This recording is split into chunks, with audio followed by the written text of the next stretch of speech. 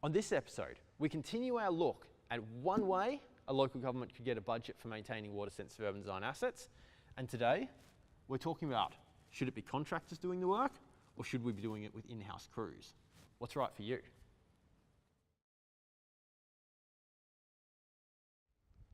Hey everyone, and welcome back to Ideanthro.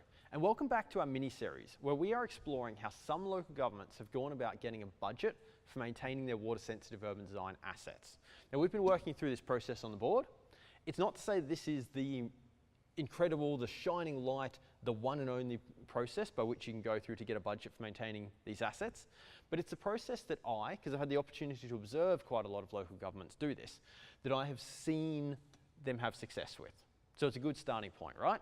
It's a good spot for us to go, okay, what are the fundamental things that need to get done? What's an order that you can do them in? And then you can build from there for your specific situations. Now, we're quite a long way through here. Now it's step 5 in this episode, where we are talking about who should actually do the on-ground works. And specifically, are we going to get in contractors external to council, or are we going to use in-house crews? Now, this is one of those steps where it doesn't necessarily have to occur at this point in the discussion. It's not like, sequentially, this has to be the 5th step. It actually ties in really well with both of the two previous points up here, but it does, I think, really need to get done before this briefing up, where we actually ask for the maintenance budget. So we're slotting it here and we're talking about it in here. So fundamentally, this is a discussion of, are we going to use in-house crews to council, either existing crews, or are we going to build a new crew? So there's two options under in-house crews, or are we going to get an external contractor in? And the right answer is going to vary from local government to local government based on a number of different things. It's going to, and some of those might be, and there's probably more than this, right? But some options here as to what needs to be considered and what successful local governments have considered in this point are, what is the skill set of our current in-house crews? So the activities that need to get done, are the skills there? It's actually highly likely they will be. They won't have been applied, they most likely won't have been applied together as doing maintenance on a bioretention system, but it's likely that the veg management skill set necessarily for bioretention exists over here because we've been practicing it on natural areas. And the pipe skill set exists over here because we've been practicing that on stormwater pipes, and so on and so forth. It's highly likely the skill set already exists, but it's never been combined into a specialist team.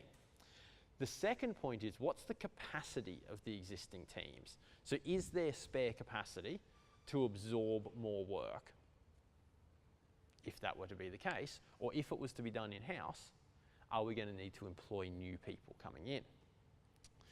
Next options, things to include, might, for example, be, what's the scale of the maintenance budget that we're actually going to start off with?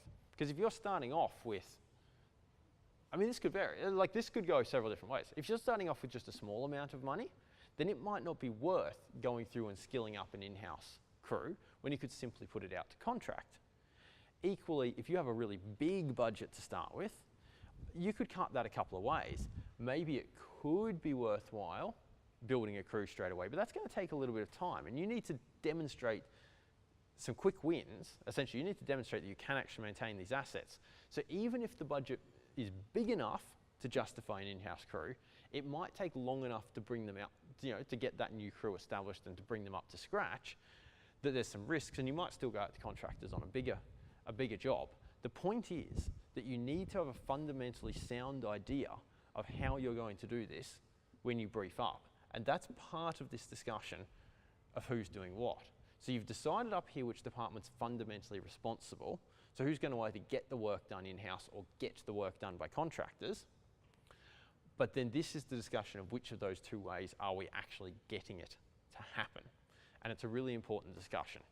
And I think it's going to vary council by council, but you need to consider these factors of how it will play out, particularly in that first year, where you've just been given the money. It's going to be so important if you want to keep getting money for maintaining these things in the future, that you're going to need to be able to demonstrate that you are actually getting outcomes. You are actually keeping good stuff good and fixing a bit of bad, if that's the way that you're going with this.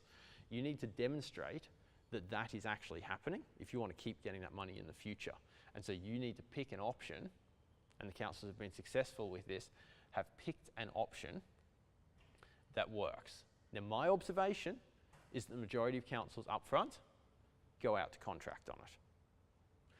I personally think that is the right choice for the reason that it's the right choice if you have some skilled contractors in the area. So in Southeast Queensland, where I am, there are now really quite a number of decently skilled contractors in this space. It's not to say that the skill set can't continue to improve over time, but the reality is, in my opinion, there is a really quite a good number of decently skilled up contractors in this space.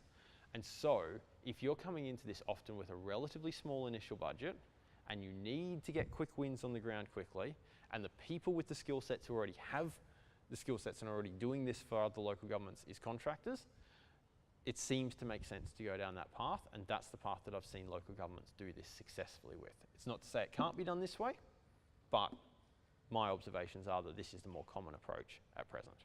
And that's it. That's the discussion of contractors versus in-house crews to do the work. What do you think is going to work best for your local government?